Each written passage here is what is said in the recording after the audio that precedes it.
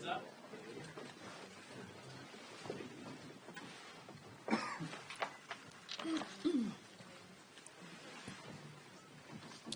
sun is shining today. It's supposed to be 70 degrees. That's a good day. Yeah. Well, good morning, everyone. And I'm sure everyone saw the Democrats' Choose Your Fighter video. We all catch that? Well, I'm here to tell you that America and Americans chose their fighter last November.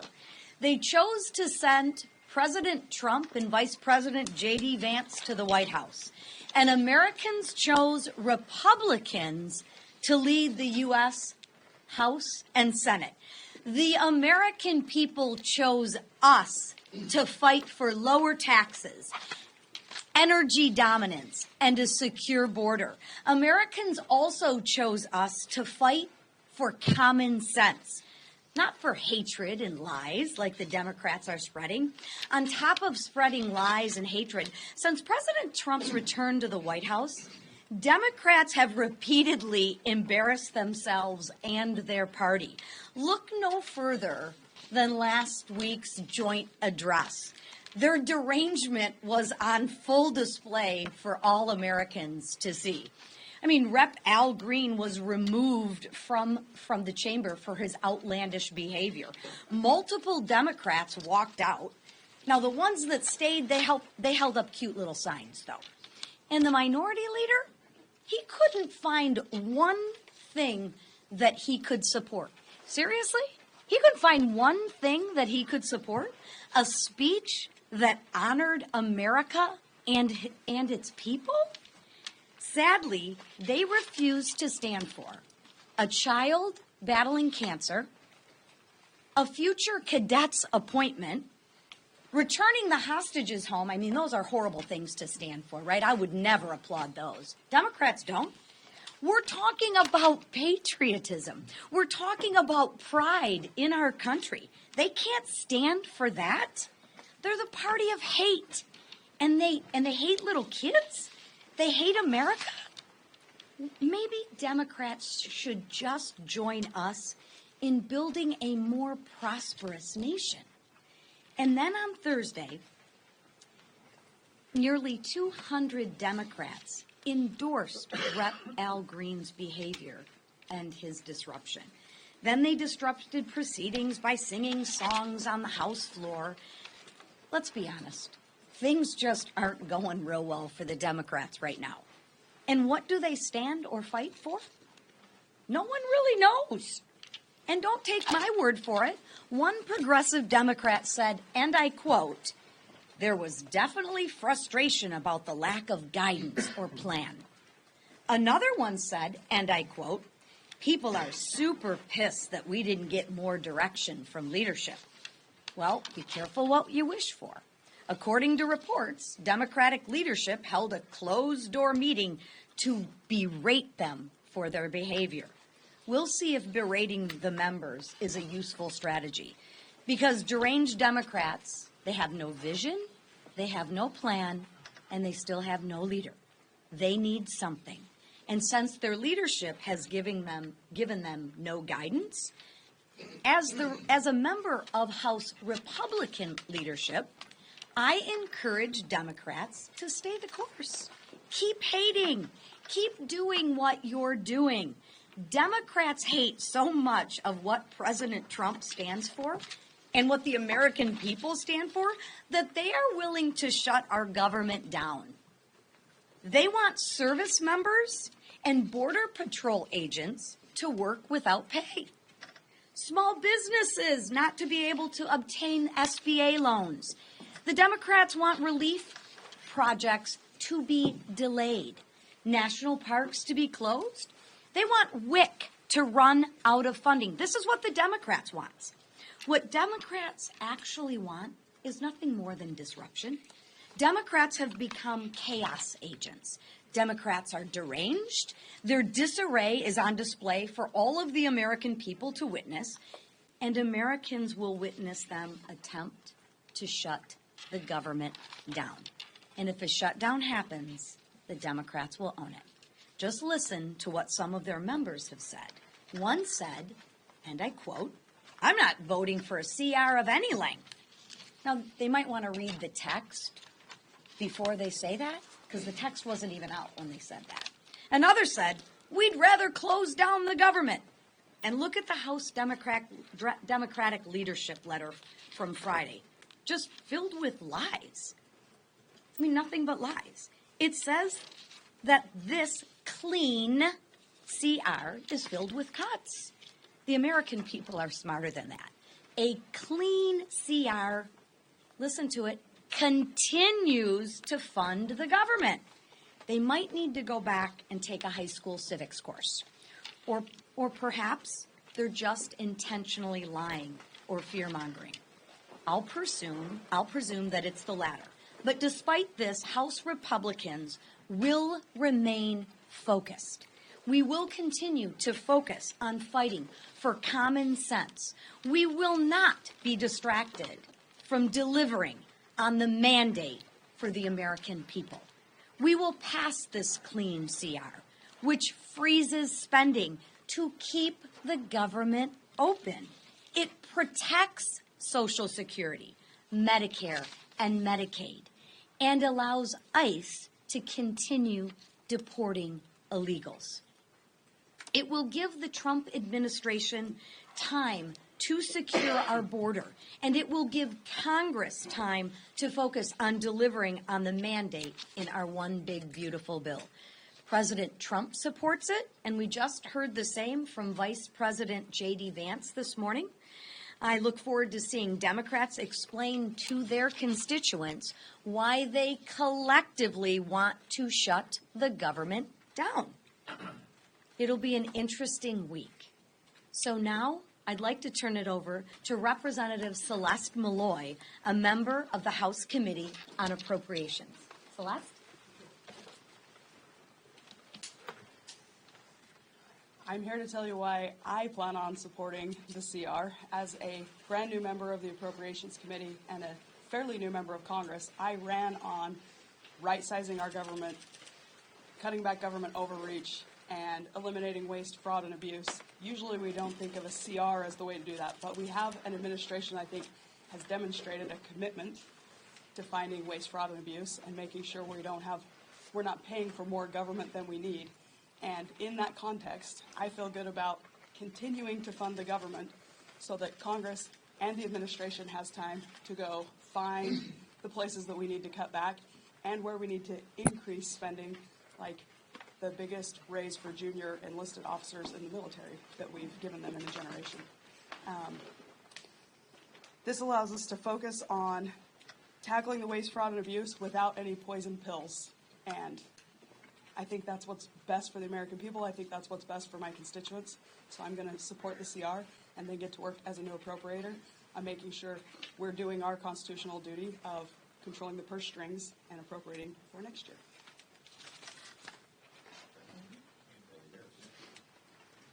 Thank you very much, everybody, for being here.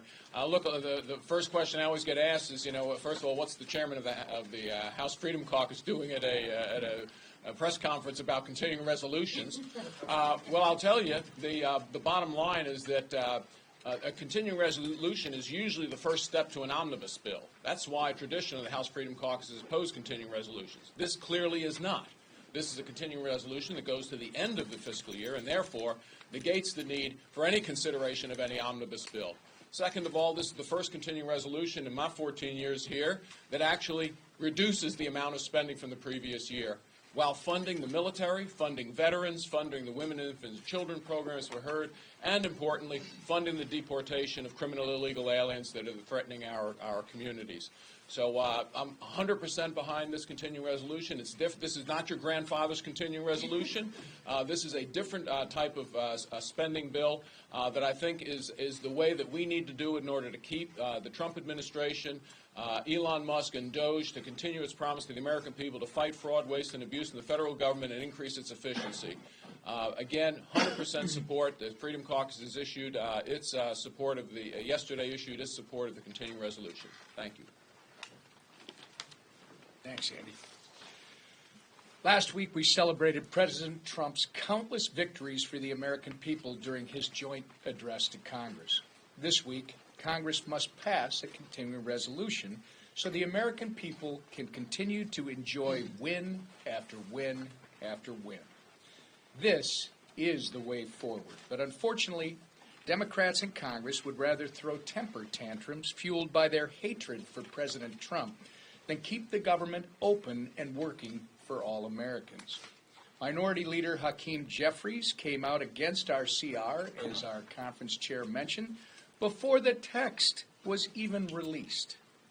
And now, the only way to defend his nonsensical position is to fearmonger and spread outright lies about the bill's contents. Jeffries says our CR cuts nutritional assistance and veterans' benefits. In fact, our CR increases spending in those areas. He also said it does nothing to protect Social Security, Medicare, and Medicaid. In fact, our CR does protect Social Security, Medicare, and Medicaid.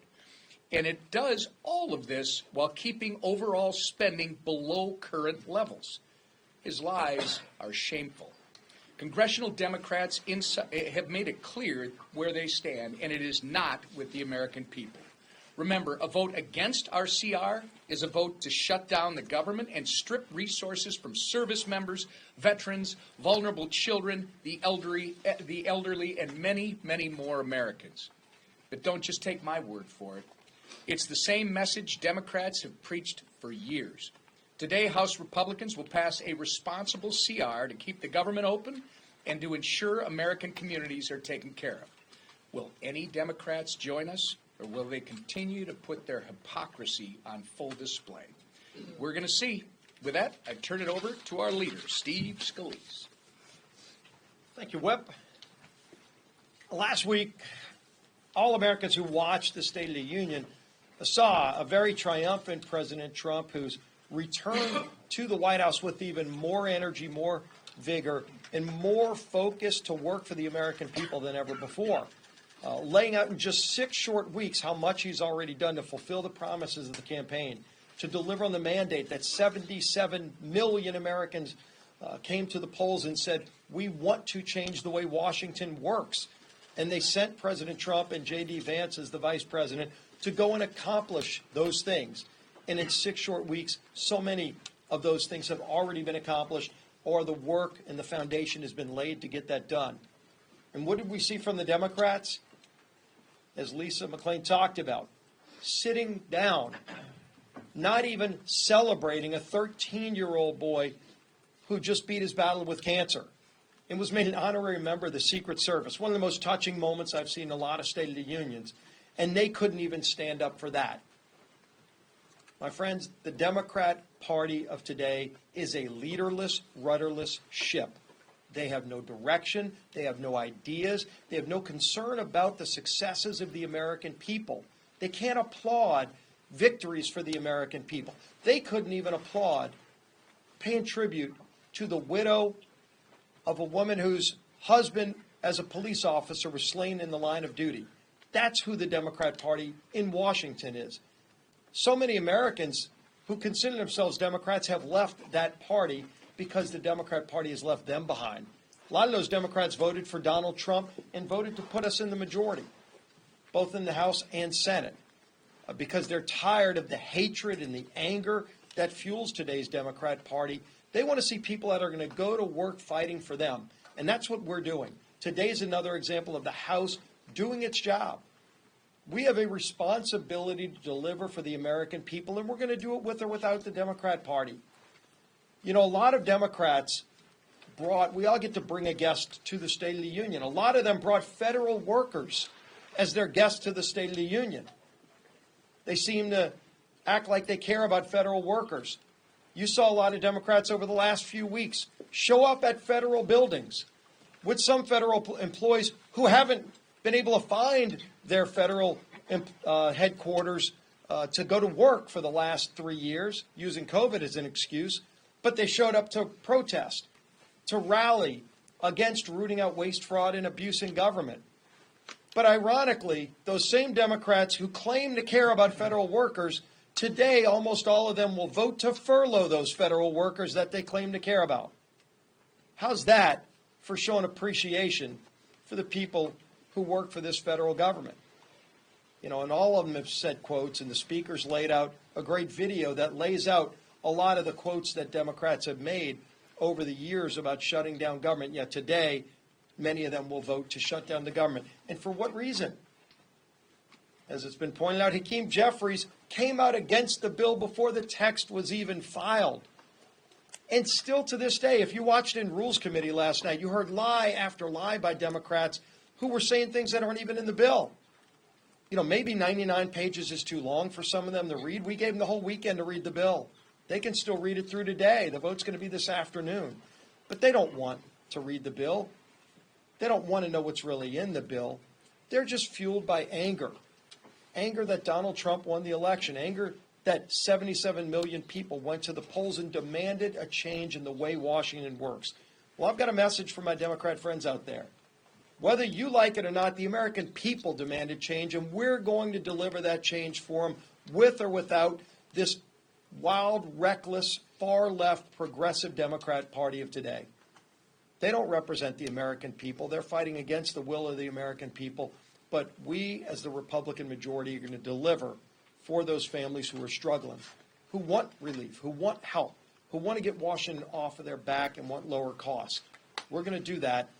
We passed a bill over to the Senate. We're going to urge our Senate, once we finish this bill, the Senate's got to start moving on the House budget that we sent to them weeks ago.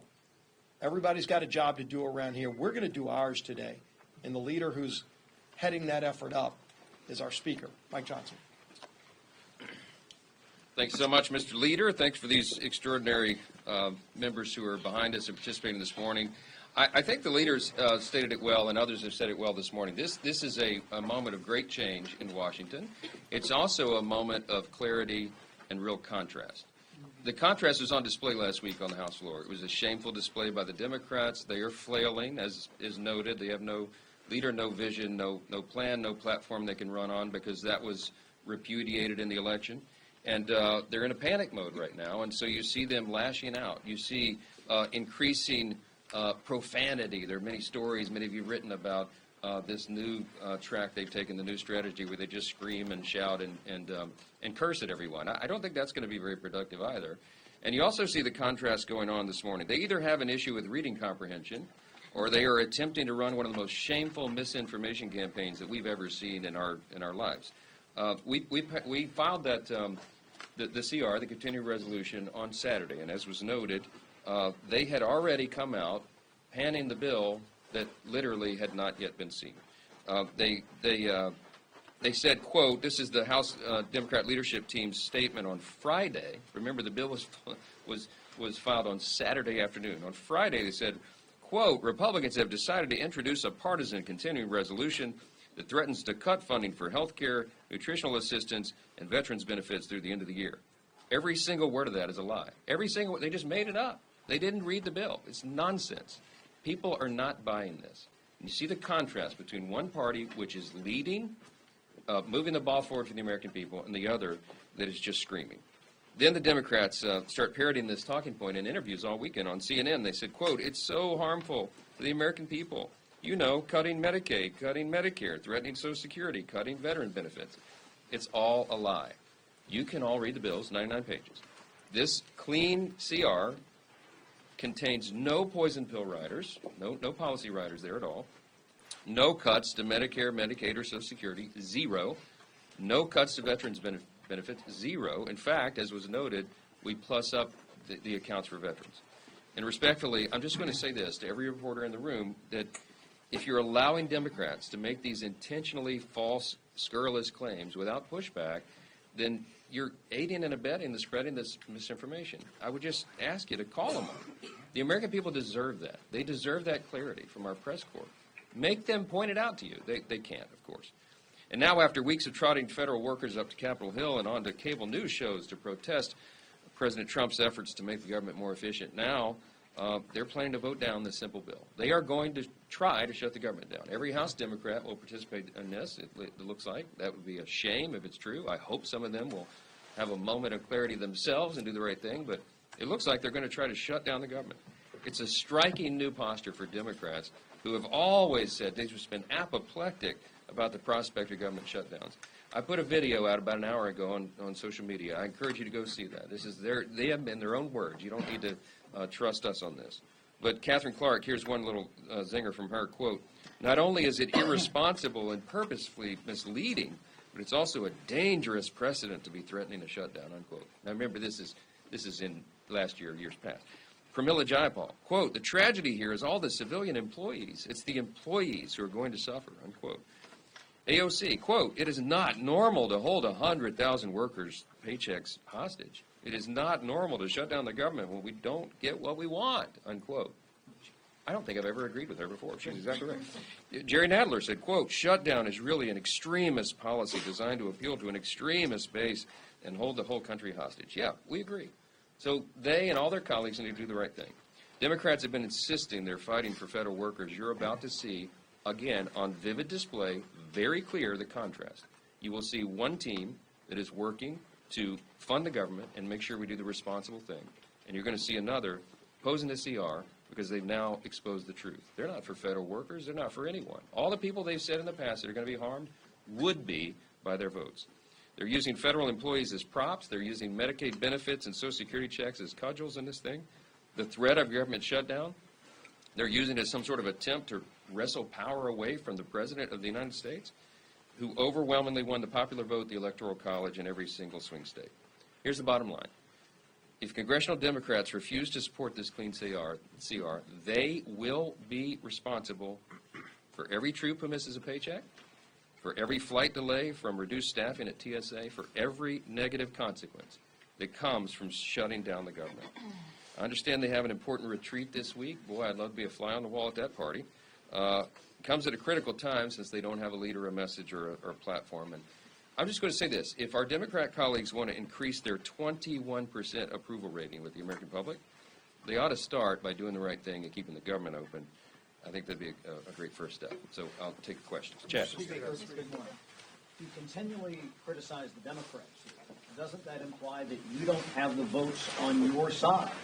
Because you wouldn't need Democratic assistance to keep the government open. No, we'll have votes. We're going to pass the CR. We can do it on our own. But what I'm saying is Democrats ought to do the responsible thing, follow their own advice in every previous scenario, and keep the government open. It's their choice. I wish it could be a unanimous vote in the House chamber today. That would be a great thing for America. But they're not going to do it, Chad, because they're on this lost, they're wandering in the wilderness, and they're cursing the sky at the same time. And you're going to see that today. They're going to vote no, and they're going to come out and try to panic. They're going to lie about it. And we're calling on you guys to call into account. They can tell you the truth about the bill. They didn't read it before they said all the nonsense. So ask them that. Mr. Speaker, the President went after one of your own colleagues yesterday, Thomas Massey, who does plan to vote against this. He says he should be primary. Do you agree with the President? Should Thomas Massey be primary for his vote against this? Look, I'm in the incumbent protection program here. That's what I do.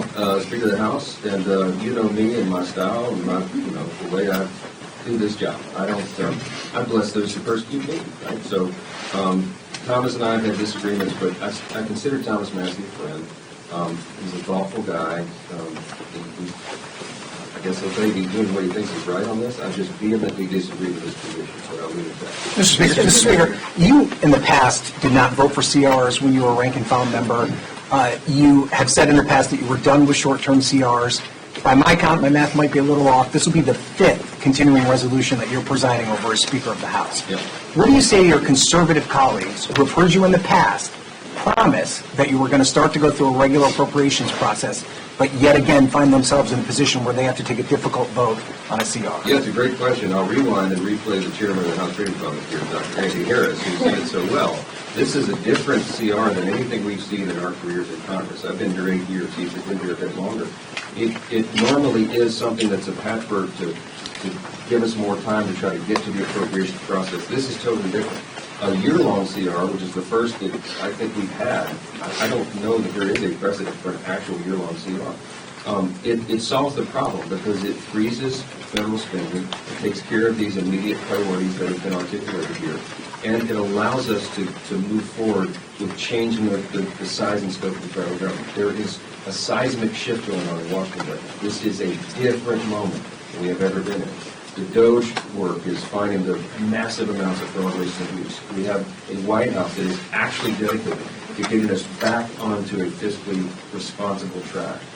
We're going to scale down the size of the bureaucracy of the agencies, which has become the fourth branch of government. None of that was present or true before. When I became Speaker, I inherited a real mess. We had Joe Biden in the White House. We had divided government, and it was a very difficult thing for us to navigate through. I didn't get to do anything I wanted or thought was really important for the country. I did what we had to do, what was necessary, what we could get 218 votes for. This is a totally different scenario.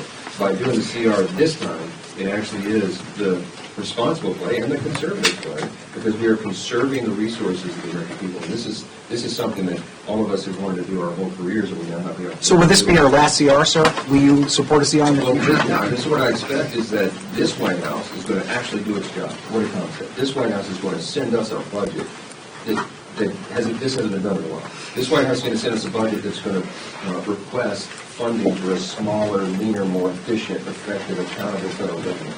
That is a new paradigm for us. And we're excited about that. That's what we'll be working on as soon as we get FY26 off the table. FY25, we turn to FY26, and that's when we have all the cuts and the savings that will be actualized at that point.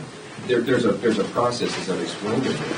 You have to qualify those savings, you got to quantify them, and then you codify it. Well, the codification process comes for FY26. You're going to see the administration and the Congress working in tandem to provide and present a better government for the people. And that is something many of us ran for Congress to do. That day is now upon us, and we're excited about it. Mr. Speaker, the stock market plunged yesterday. It's going down again today. Part of the reason is because of President Trump's policies on tariffs, including the ones that were just introduced this morning. Can you comment here? Does Trump need to rethink what he is doing, given the chaos that we're seeing in the stock market? This is how I feel about it. Many of us feel about it. The president has already proven what he can do on the economy. This is not theoretical. Look at the first term of the Trump administration. Prior to COVID, we've talked about this many times in here. After the first 2 years of the Trump administration, we had the greatest economy in the history of the world, not just the U.S. Go check it. We had every demographic was doing better. All votes were rising. We had a thriving U.S. economy. We were booming, and that's because of the policies and the strategy that President Trump led and delivered.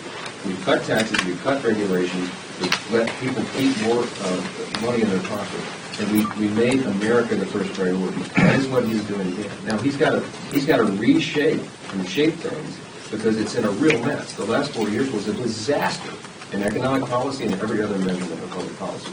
So what President Trump is doing, I think of it sort of like when you're playing billiards, you're playing pool, right? You go on the table and the balls are racked, right? And you hit it as hard as you can. This is the many people's strategy in the game. You hit it as hard as you can to break up the balls on the table and send them spread. Then you play the strategy of sinking them in the hole, right? That's what we're doing right now. It is a shakeup. And he said there's going to be a shakeup right now, but this is what's required, in my mind, to start the process of repairing and restoring the American economy. I believe that the strategy is going to work. I believe that sometimes when you shake up, that it's a violent thing on the table, right, in the game metaphor. But it always works out well in the end, and I think you've got to give it time. He's been in office for just over, 50 days. This is the 51st day in office. Give the president a chance to have these policies play out. That's where we are. Mr. Speaker, in your estimation, what crime did Mahmoud Khalil commit to warrant his arrest, detention, and the potential revocation of his green card? Let me tell you something. I went face down the angry mob in Colombia at the height of that stuff. When the pro-Palestinian, pro-Hamas protesters were there. I'm telling you, this is my own observation. It's not something I read in the newspaper. It was dangerous. I met with Jewish students before we went to campus who were pulled away off campus because they were instructed by the administration not to come to class, which they paid for fear of their physical safety. The administrators there refused to take control of that campus. They refused to allow the PD to come, the police department to come in and take control, and it turned into a chaos. The president has since been removed. And now they got the same problem again. Columbia and other universities. They have to keep control of campus. The first responsibility of an administration is ensuring the safety of the students who are paying tuition to be there. For crying out loud. This madness has to stop. We have to get control of it.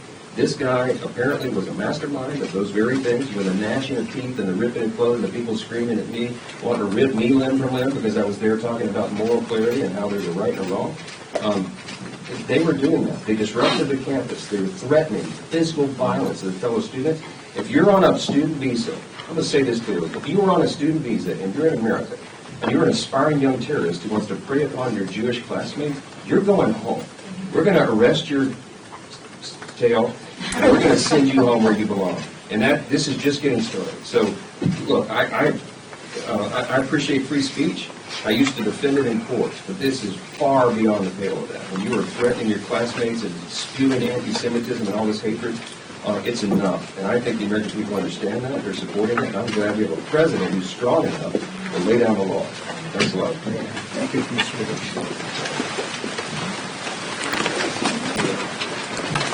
Good question. You too.